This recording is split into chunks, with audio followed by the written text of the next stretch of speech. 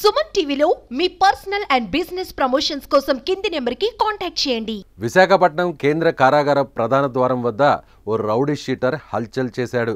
పలు హత్య కేసుల్లో నిందితుడిగా ఉన్న గుర్రాల సాయి అనే వ్యక్తి పోలీస్ అధికారులతో దురుసుగా ప్రవర్తించాడు.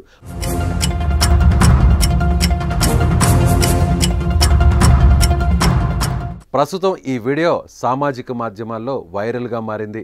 విశాఖ కేంద్ర కార్యాలయం వద్ద పలు హత్య కేసుల్లో నిందితుడిగా ఉన్న గుర్రాల సాయి ఆర్మ్ రిజర్వ్డ్ పోలీసులపై జులుం ప్రదర్శించాడు.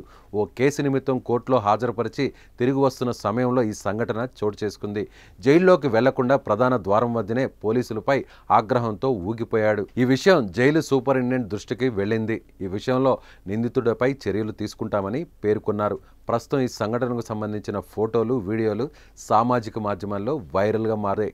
రౌడీ షీటర్లు పోలీసులతోనే దురుసుగా ప్రవర్తిస్తే ఇక సామాన్యుల పరిస్థితి ఏంటని నెటిజన్లు పోస్టులు పెడుతున్నారు. పోలీసులతో నిందితుడు ప్రవర్తించిన తీరు వ్యవస్థలోని లోపాలను ఎత్తి చూపుతోందని మరికొంతమంది కామెంట్ చేస్తున్నారు.